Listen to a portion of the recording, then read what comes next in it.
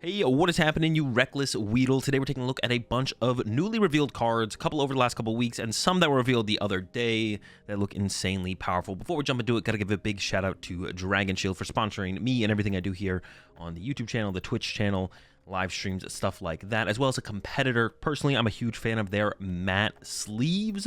Check them out, dragonshield.com. A link, of course, will be in the description, and you can use code AzulGG as well to get yourself a discount over there. So in this Vikavolt lineup, the only card we really care about here is this Charge-a-Bug with the parallel lineup. For 1 lightning energy, search your deck for up to 3 Charge-a-Bug and put them onto your bench, then shuffle your deck. And this specifically combos super well with this older Vikavolt from the Temporal Forces set. It's got that Circuit Cannon attack. For 2 lightning energy, it does 120 damage plus 80 more damage for each of your benched Charge-a-Bug. So you can use that Charge-a-Bug initially, candy a Vikavolt into play.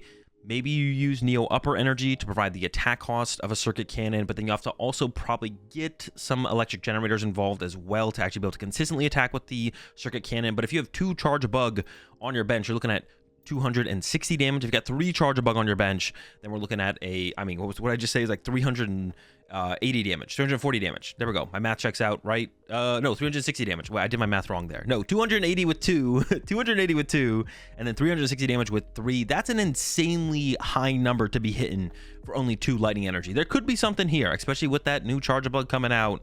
There could be a Vikavolt deck on the way that actually could be pretty powerful, because that's like a really big number. I think the problem with this deck is definitely going to be consistently creating attacker after attacker. Like I mentioned, the Neo Upper Energy, that'll be good for 1 attacker, but after that, how are we able to get those follow-up attackers set up? We do have the electric generator, but if we are playing like this stage 2 line in a deck, and we are going to be wanting to run rare candies as well, we can't just set up through the Charge-a-Bugs, because we want to be able to take those big 1-hits on stuff like Charizards and Dragapult and stuff like that. So we're going to need a lot of Charge-a-Bugs on our bench, which means we don't want to be evolving our Charge-a-Bugs into Vikavolt. We want to be candying those into play. Then we're going to have all that stuff in the deck, have to play a decent number of energy to be able to hit that. I mean, we do have stuff like Crispin coming out that does accelerate energy as well. I guess it accelerates a different type of energy, though, so that won't quite work that well, I don't think. But yeah, electric generators in the format, maybe that's all we'll need. We'll have to see when it comes out and we're able to mess around with the card. Up next, we got this Clink Clang. There's the whole line here, but we really only care about the Clink Clang itself. 140 HP, stage 2. Really good ability, though. Once in your turn, if this Pokemon is in your hand and your opponent has a stage 2 Pokemon in play, you may put this onto your bench. And then for 2 colorless energy, 130 damage, discard all energy from this Pokemon. So this is specifically good against Chien-Pao. And that's basically it as far as I can tell. For the Chien-Pao deck to operate and draw prize cards, they have to put Baxcalibur in play, which is the stage 2 that will allow us to trigger the emergency spin ability, and then we can put the Cling Clang into play. And then for 2 colorless energy, so it could work with double turbo energy, or if we just can get 2 energy on it, we're doing 130 damage. With double turbo, we're doing 110 damage, but that would line up to KO a Chien-Pao. So an anti-Chien-Pao style card. I saw someone mention on Twitter, actually, that this would specifically work really well with Arceus, because Arceus plays double turbo energy and also struggles against Chien-Pao. So maybe this would be enough to revive Arceus into the format. Probably not. I don't think Arceus is really making a comeback, but if your deck struggles against Chien-Pao and you can somehow accelerate the energy to the Clink Clang or play double turbo energy, then this could be the answer to beat that deck. Chien-Pao's not really that good right now, but if it does ever get really popular again, this could find its way into some archetypes. Up next, we got this Raging Bolt and Iron Boulder. We'll start with the Raging Bolt here. 130 HP, both basic Pokemon. For a Lightning and a Fighting, a Raging Thunderstorm. This attack does 30 damage to one of your opponent's Pokemon for each energy attached to this Pokemon. So interesting attack here. Snipe attack is how you'd want to be abusing this, but it takes a while to ramp this attack up. So like turn 1 going second, you could Sada to the Raging Bolt and then attach to it, and you'd be looking at 60 damage. That's not a whole ton if you were playing this in a Raging Bolt deck. The second attack for a Lightning Fighting colorless, 130. That'd be nice to like KO Mimikyus and stuff like that. But the current 1 prizer that's being played in Raging Bolt decks is that Sandy Shocks to KO Mimikyus and get through that, or have like a 1 prizer option. And it's a lot more efficient on that first turn going second. It can do 90 damage for just 1 fighting energy on it, plus 2 energy on your bench anywhere. It can combo with Ogerpon a little bit better.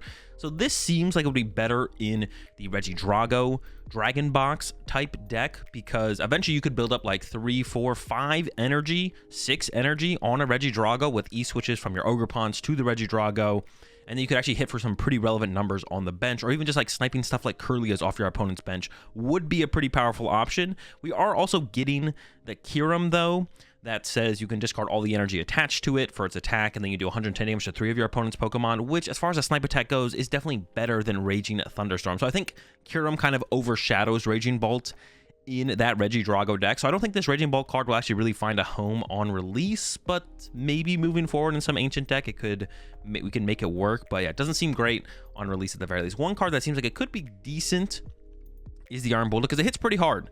It's a Psychic Pokemon. For a Psychic and a Colorless Energy, you do 170 damage. If you don't have the same number of cards in your hand as your opponent, this attack does nothing. So that is a pretty big condition to meet, but we can be hitting pretty hard with this card. 170 damage base. You can get the Iron Crowns involved, 2 or 3 of those, so that's plus 40 or 60 damage. You get the Tool card involved, that's another plus 20 damage. We could pretty easily be hitting for like 230, 250 damage with this thing. We're not quite getting up to the numbers to take big one-hit KOs on stuff like a Charizard EX, but like a good 1-2 punch, a Miraidon to deal like 80 damage into the adjustable horn to clean up. There could be something there, I guess. That is the possibility. Maybe we are able to play some kind of one prizer future box type deck between Miraidons and the Iron Boulder. Possibility there moving forward for sure. Only one out of this set of cards here we're going to take a look at is that Gravity Stone. This card is really good for stall / control, mostly control. It like almost creates like a new archetype of like control stall deck possibly. This card's really good. If the Pokemon this card is attached to is in the active spot, the retreat cost of both active Pokemon is colorless more. So effectively you can put this on anything, and then your opponent's 1 retreat Pokemon that's in their active becomes a 2 retreat Pokemon, and then all of a sudden it's stuck if they don't have a switch card specifically. So this can literally turn like any Pokemon into a stall-esque Pokemon. So this in Pidgey control seems like a super powerful addition. I don't think Quad Lax would want to run something like the Gravity Stone, although Gravity Stone would be interesting because there are situations with Quad Lax where you bring up one of the Pokemon off your opponent's bench, trapped in the active with the Snorlax, and then they go boss up your Rotom and then retreat their Pokemon. But if you have a Gravity Stone on your Rotom or any other Pokemon you have in play that your opponent can retreat out of, or retreat once they bring it into the active instead of a Snorlax being in the active with the block ability, if there's a Gravity Stone on that Pokemon, they need more energy to then retreat it. So even in Quad Lax, the Gravity Stone could definitely find a home if there's enough matchups where that kind of situation lines up.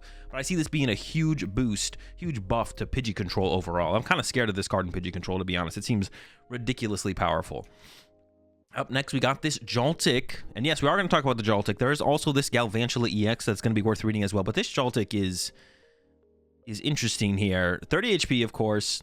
For the first attack here for a Colorless Energy, the only attack, it's got that battery charge. Search your deck for up to 2 basic Grass Energy and up to 2 basic Lightning Energy and attach them to your Pokemon in any way you like. It accelerates 4 energy into play. 2 basic Grass, 2 basic Lightning, that's 4. That's a lot of energy acceleration.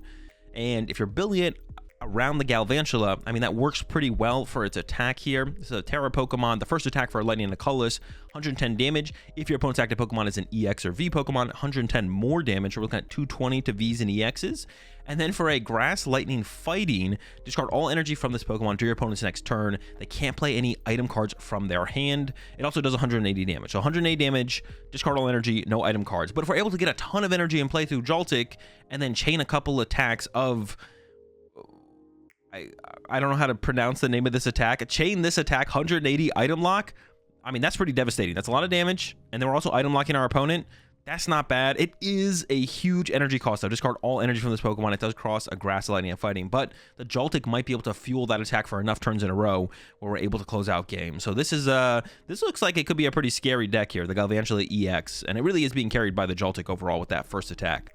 Up next, we got a Doxbun EX with that full meal time. Once on your turn, when you play this card from your hand to evolve one of your Pokemon, you may heal all damage from each of your evolution Pokemon. If you do, discard all energy from each Pokemon healed in this way. So this could be some form of stall type deck. I actually don't even know what this would work with that well. Maybe like Heatran VMAX. Is Heatran VMAX still legal? Dude, I was super hype about that card and it ended up being terrible, but yeah, some kind of healing stall type deck the Doxbun definitely could work with. I can't think of what it would work with exactly, to be honest. Maybe you could play with like Pidgeot EX. Oh, what if you used... Oh, wait, hang on. Let me cook. Doxbun, Pidgeot EX, Gravity Stone, stall deck. So you just like counter catch your stuff up, leave your Pidgeot in the active with a stone. They punch your Pidgeot, and then you retreat to a new Pidgeot, or you just heal your Pidgeot with the Doxbun, and then you Turo up your Darkspawn and put the Fido back down, and then you counter catch or something back up with the Gravity Stone, trap it in the active again, and then Darkspawn just heals your Pidgeot over and over again. Oh, we might be cooking here. We might be cooking here. Something like that. I could see it. I can visualize it. Pidgeot is the stall Pokemon and the thing that finds your cards. Pidgeot's everything. Darkspawn heals it. Gravity Stone stalls them out. All right, I like it. I love it. Let's do it. Yeah, something like that. Darkspawn definitely could find a home. Good ability. Lacey, shuffle your hand into your deck, then draw 4 cards. If your opponent has 3 or fewer prize cards remaining, draw until you have 8 cards in your hand instead. These cards are always pretty iffy. I think the card that comes to mind that was probably most like this, that saw some play in the Rapid Strike Malamar deck, was that Cynthia's Ambition. I don't know if Lacey quite cuts it. It's a super niche supporter. Definitely not going to be like a mainstay in the meta, but there might be 1 or 2 decks throughout this card's existence in the standard format that actually takes utilization of this card and like by playing like 3 or 4 of them, but probably not. It's a pretty mid supporter overall. It's too conditional. The card that is by far the biggest card to come out of these most recent reveals is the Great Tree. It's a lot of text going on here. Let's get through it. Once during each player's turn, that player may search their deck for a stage 1 Pokemon that evolves from one of their basic Pokemon and put it onto that Pokemon to evolve it. If that Pokemon is now a stage 1 Pokemon, they search their deck for a stage 2 Pokemon that evolves from that Pokemon and put it onto that Pokemon to evolve it. Then that player shuffles their deck. You can't use this effect on a basic Pokemon on the turn, on your first turn, or on a basic Pokemon that was put into play this turn. So essentially, if you've had a basic Pokemon in play for a turn, you can activate Great Tree on it and then evolve it to a stage 1. And then if you evolve it to a stage 1, you can evolve it to a stage 2 once per turn. This card is insanely good in stage 2 decks. This is absurd. This is crazy. This is wild. This is good. And yeah, I don't know what card is going to be able to take the biggest advantage of this. Obviously, Pidgeot decks will love a card like Great Tree because it'll allow you to go from Pidgey to Pidgeotto to Pidgeot. And you can play that with like in a Charizard or a Dragapult Pidgeot style deck, and then you can candy out the other one. Just like another card for like consistently getting your stage 2s into play. Specifically going to be very strong in decks that I feel like going to specifically be very strong in decks that like try and get multiple stage 2s in play, because this will just like automatically get you one on that next turn. Now, it is a stadium card, and that's where things get a little weird. It's kind of hard to find stadium cards. I'm trying to think of like, is there a card in the format that finds trainer cards out of your deck? Is Skyla still legal? I gotta be missing something. There's gotta be something that can like find this card, I'm sure. I mean, you could quick search for it once you get Pidgeot set up. I guess that could be your way to find it. But besides that, I'm kind of drawing a blank. Oh, there is that Colress coming out that says search your deck for, what is it, a special energy card and a stadium? Okay, that would be a way to find it. That's a supporter. Luminion for the Colress. Colress, play it, get this stadium, get a special energy card. That's a lot of engine commitment to an A spec that if it's prized, that kind of sucks. But you definitely want to use this card more as like a supplement to your main way to get your stage 2s in play and just have like more outs to doing it than making this your full focus. It would specifically combo very well with decks that focus around TM Evo, because you'd want to be playing a lot of stage 1s anyway. So combo with the Great Tree, that would also synergize with playing TM Evo in your deck. Yeah, Great Tree is pretty sick. Pretty sick card for sure. Super powerful. I'm going to be excited to see what combos are played with this. Maybe that Kingdra EX. Maybe this will work with that Kingdra EX pretty well. I don't know. But yeah, really sick card. Really powerful. I'm excited to see what we're going to be able to do with it when it does release. And yeah, that's the last card. Let me know what you all think about these cards in the comment section down below. Any obvious combos that I missed? Is there more? What else? You could do a lot of things with this Joltik, probably, right? There's more to do with this Joltik than just combo it with the Galvantula EX. It accelerates so much energy into play. It's definitely not just limited to the Galvantula. You can just go second and then Joltik for 4 energy in play. That's like just pretty good. Anyways, let me know. Comment section down below. Catch y'all in the next video.